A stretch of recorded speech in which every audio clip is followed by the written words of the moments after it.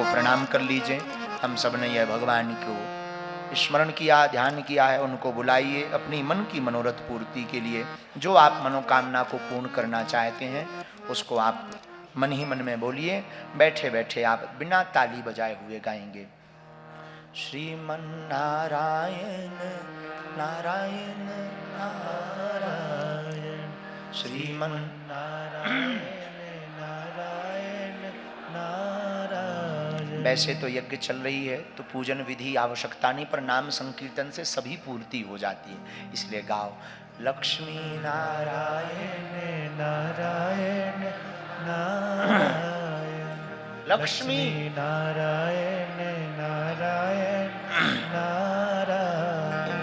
जो नारायण नाम लेते हैं, नारायण नाम लेते हैं, पाप होते सब क्षारायण।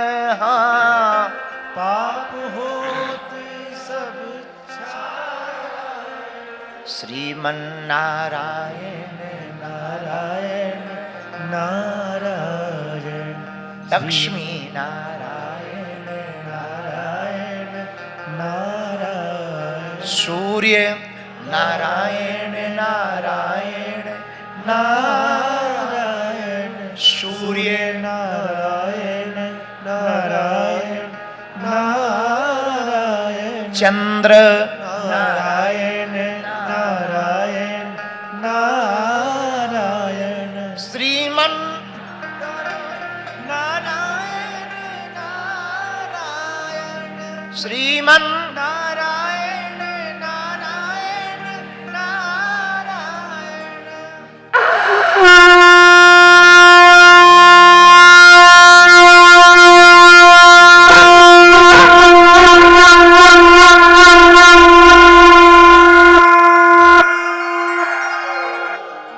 लक्ष्मी नारायण भगवान की जय हो। श्री सत्यनारायण भगवान की जय हो।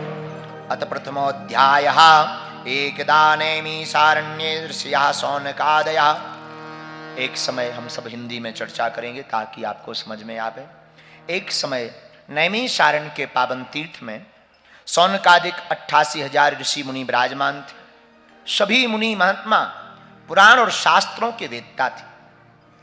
उसी समय उन मुनियों ने, ऋषियों ने श्री सूत जी महाराज से पूछा, हे महामुने, हे भगवन, हे प्रभु, किस व्रत के करने से, किस तपस्या के करने से मनोवांछित फल प्राप्त कलयुग में मिल सकता है? क्योंकि कलयुग युग सम आन नहीं, जो नर कर विश्वास। कलयुग बड़ा विचित्र युग होगा। इसमें न व्यक्ति के पास समय होगा, न पूजा के लिए समय होगा, न धर्म के लिए समय होगा, न ठीक से यह सत्कर्म कर पाएगा। कलयुग के लोग बड़े आलसी प्रमादी होंगे, कलिकाल के लोग बड़े ही स्वार्थी होंगे। पर हे भगवान, उन मनुष्यों का कल्याण भी कैसे हो, इसके लिए कोई सूक्ष्म छोटा सा व्रत, छोटा सा उपाय बताइए। हम सब उस उपाय को, व्रत को सुनना चाहते हैं, कृपा करके आप कहिए। इतना सुनते ही श्री सूतो वाचा, श्री सूत जी बोले, नारदेन संप्रष्टौ भगवान कमलापति। एक बार यही प्रश्न देवर्षि नारद जी ने भगवान विष्णु से भी पूछा था। हे मुनियो, तुम धन्य हो जो तुमने कलयुग के मनुष्यों के कल्याण के लिए हमसे प्रश्न किया है। यही प्रश्न नारद जी ने भगवान विष्णु से भी किया था कि कलिकाल के लोगों का कल्याण कैसे होगा, वह कम समय में। क्योंकि तपस्या के लिए समय नहीं मिलेगा, जप के लिए समय नहीं मिलेगा, तप के लिए समय नहीं मिलेगा, यज्ञ बैठने में समय नहीं निकाल पाएगा। ऐसे अल्प समय में वह कैसे पुण्य को प्राप्त करे, कैसे फल को प्राप्त करे, कृपा करके हमको बतलाइए।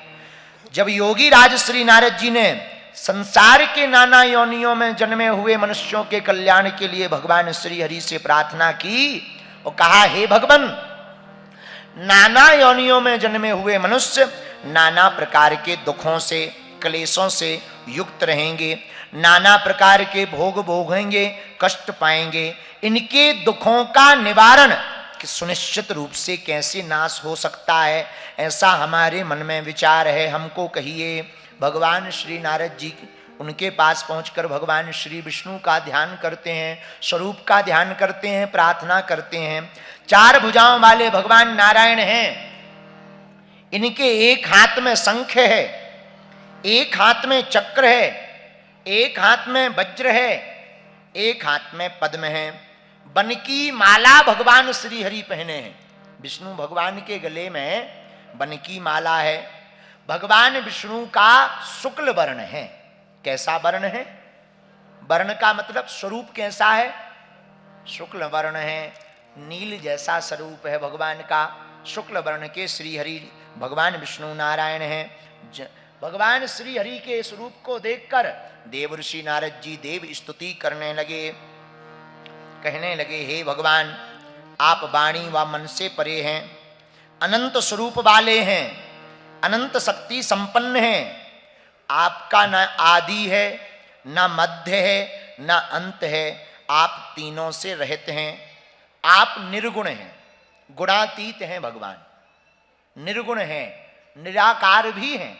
भगवान निराकार ही हैं, पर भक्तों के लिए वह साकार बनकर प्रकट हो जाते हैं। जैसे हवा का कोई आकार नहीं है, पर गुब्बारे में डालने से गुब्बारे की हवा हो जाती है, हवा का गुब्बारा हो जाता है। वैसे ही भगवान निराकार हैं, परंतु भक्तों के कल्याण के लिए भगवान साकार बनकर के प्रकट होते हैं। इसी स्तुति को देव ऋषि नारद जी भगवान से कर रहे हैं। आप अनंत शक्ति संपन्न हैं, आपका न आदि है, न मध्य है, न अंत है। आप निर्गुण हैं, निराकार हैं। हे हरि, आप सकल कल्याणमय हैं, गुण गणों से संपन्न हैं। भगवान में सभी गुण व्याप्त हैं। भगवान वही हैं, 6 गुणों से तो व्याप्त ठाकुर जी हैं ही हैं। भगवान श्री हरि को दंडवत प्रणाम करते हुए श्री नारद जी कहने लगे, आप स्थावर जगदात्मक निखिल सृष्टि प्रपंच के कारणभूत तथा भक्तों की पीड़ा को नष्ट करने वाले हैं। भगवान का स्वभाव है, जो इनकी शरण में आता है उसका अवगुण नहीं भगवान देखते, एक गुण पर ही भगवान रीझ जाते। न जाने कौन से गुण पर दया निधि रीझ जाते हैं, यही सब ग्रंथ कहते हैं, यही सब वेद गाते। भगवान किस गुण पर रीझ जाएं उनका कोई ठिकाना। श्री बिंदु जी कहते, कृपा की ना होती जो आदत तुम्हारी, तो सुनी ही रहती अदालत तुम्हारी। न हम होते मुजरिम, न तुम होते हाकिम, न घर घर में होती ही वादत तुम्हारी। तुम्हारी ही उल्फत के दृग बिंदु हैं ये, तुम्हें सौंपते हैं अमानत तुम्हारी। कृपा की न होती जो आदत तुम्हारी, तो सुनी ही रहती अदालत तुम्हारी। तो नारद जी प्रार्थना करते, हे प्रभु, आप भक्तों की पीड़ा को नष्ट करने वाले परमात्मन हो, आपको नमस्कार है। स्तुति सुनते ही भगवान प्रसन्न हो गए। भगवान श्री हरि नारद जी से बोले, हे महाभाग, आप कहाँ से आए हो अभी अभी, और किस प्रयोजन से आए हो? नारद जी हाथ जोड़कर मुस्कुरा कर बोले, भगवान अभी हम मृत्यु लोक से आए हैं। मृत्यु लोक? ये मृत्यु लोक कौन है? जहाँ हम लोग रहते हैं इसी लोक का नाम मृत्यु लोक है, जहाँ सबको मरना है। आदि जगत गुरु शंकराचार्य ने कहा, पुनरपि जन्मम पुनरपि जन्मी जठरे शैलम। पुनः जिसका जन्म होगा वो मरेगा, जो मरेगा वो फिर से जन्म लेगा। इसका उत्तर रामचरितमानस में भी गोस्वामी जी ने दिया, जो जन्मे सो निश्चय नासा, जो नासे सो पुनः प्रकाशा। तो मृत्यु लोक कौन है? जिस लोक में हम लोग रहते हैं इसी लोक का नाम है, क्या नाम है? मृत्यु लोक मतलब जो जन्म लिया वो मरेगा। यहाँ सब कुछ नाशवान है। संसार का मतलब ही है जो नित्य सरक रहा हो, यही संसार है। इसमें नित्य सब कुछ खिसक ही रहा है, संसार भी खिसक रहा। कुछ या अब कथा के बीच में बोलना नहीं चाहिए, पर उदाहरण देना चाहिए। दृष्टांत कुशलोधीरा वक्ता कार्य है, तो उदाहरण के रूप में बताएं। संसार खिसक रहा, यहीं बगल में जोशी मठ में पूरी जमीन ही खिसक रही। संसार खिसक रहा है, नित्य चल रहा है, इसी का नाम संसार है। तो नारद जी से पूछा कहां से आए हो? मृत्यु लोक से आए हैं। क्या करने गए थे? महाराज, नाना प्रकार के मनुष्यों को पीड़ा से दुखी देख करके हमारा मन बड़ा दुखी हो गया है। मृत्यु लोके जनः सर्वे नाना क्लेश समन्वितः नाना योनि समुत्पन्नः पच्यन्ते पाप कर्म भी। महाराज, मृत्यु लोक में अपने पाप कर्मों के द्वारा विभिन्न योनियों में उत्पन्न सभी लोग बहुत प्रकार के क्लेशों से दुखी हो रहे हैं। भगवान बोले हम क्या करें? अगर वो दुखी हो रहे, जो करेगा सो भरेगा। उन्होंने कर्म किया है सो पा रहे। भगवान आप दयालु हो, दीनानाथ हो, हम आपसे उन मनुष्यों के दुखों के निवृत्ति के लिए कोई लघु उपाय, छोटा सा उपाय पूछने आए हैं। अगर आप वह उपाय बता देंगे आपकी बड़ी कृपा होगी।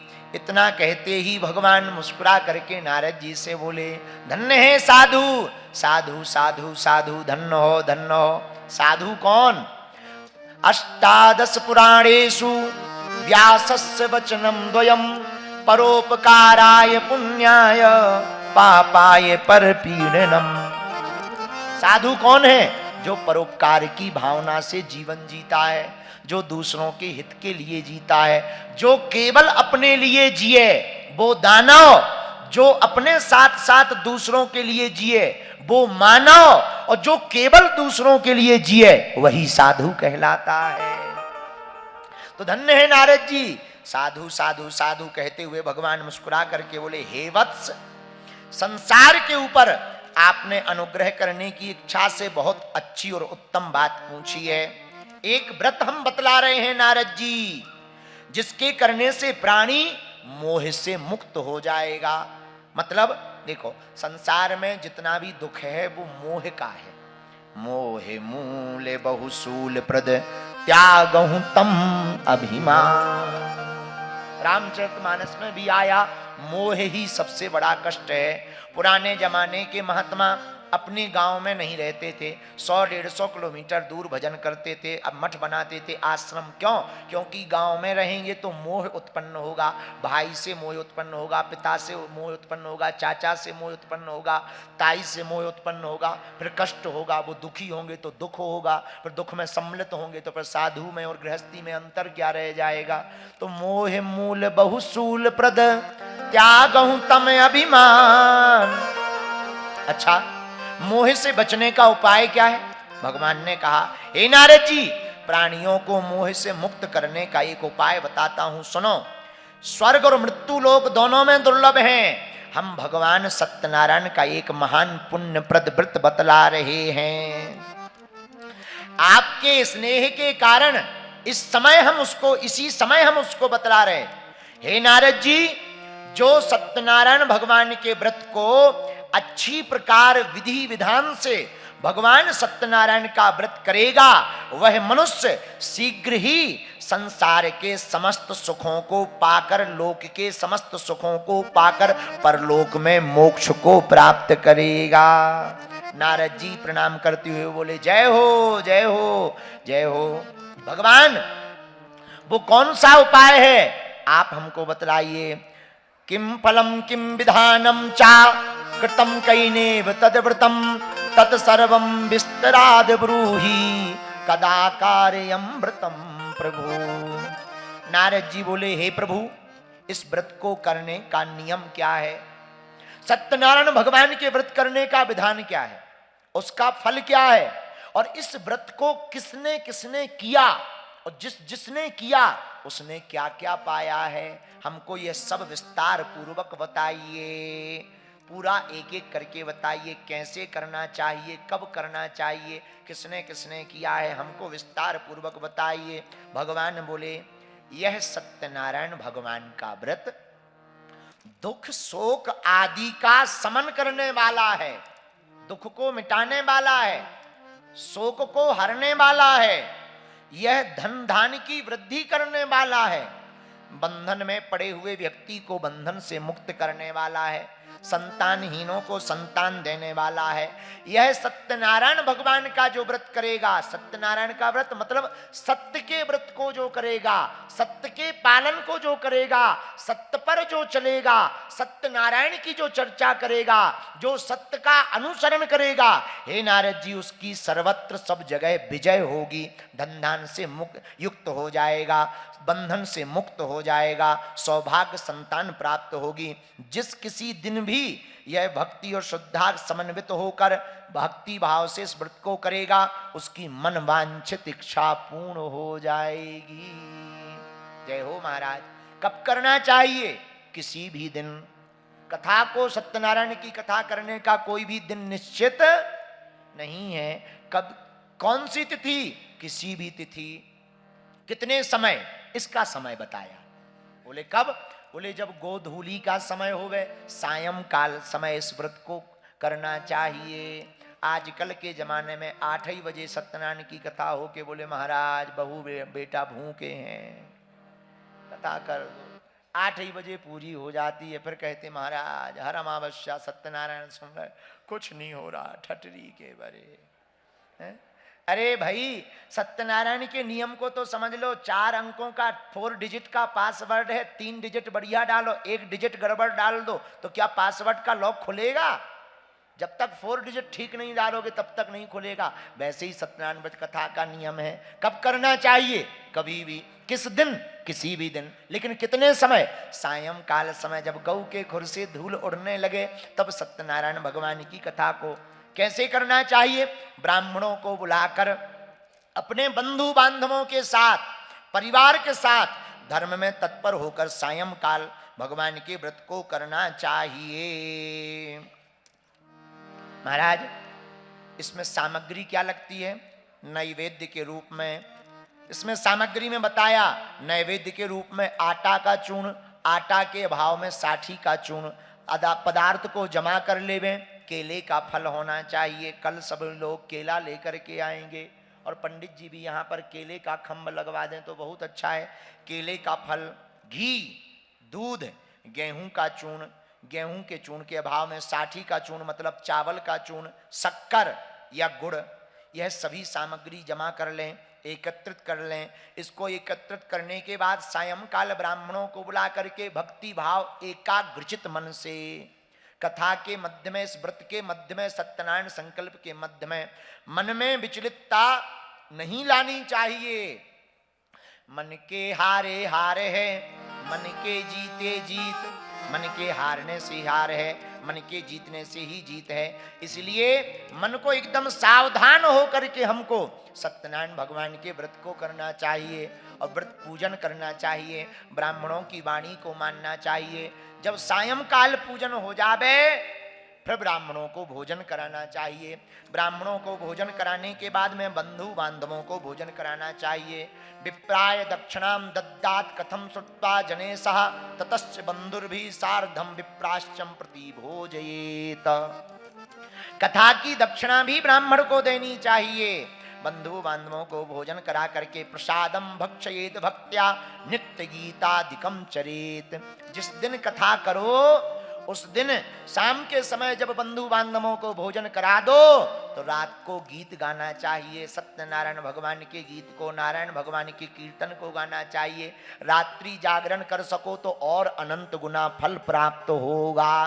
रात्रि जागरण करना चाहिए, भक्ति पूर्वक प्रसाद ग्रहण करना चाहिए, नित्य गीत आदि का आयोजन करना चाहिए। तदंतर उस दिन व्रत लेना चाहिए। क्या? आज से हम सत्य पर चलेंगे, सत्य पर ही जीवन जिएंगे, सत्यनारायण भगवान के ही आश्रित रह करके अपने जीवन को सार्थक बनाएंगे। क्योंकि साच बराबर तप नहीं, झूठ बराबर पाप, और जाके हृदय साच है प्रभुता के हृदय आ। ऐसा व्रत लेना चाहिए। सत्य बराबर तप नहीं है, झूठ बराबर कोई पाप नहीं है। विशेष रूप से कलयुग में पृथ्वी में यही सबसे छोटा उपाय है। इति श्री स्कंद पुराणे रेवाखंडे श्री सत्यनारायण कथायाम प्रथमोध्याय समाप्ता। बोलो वृंदावन बिहारी लाल की, सत्यनारायण भगवान की जय हो, बद्री विशाल भगवान की जय हो। हल्दी चावल तो वहीं सामने छोड़ दो, दक्षिणा हमारे पास छोड़ना।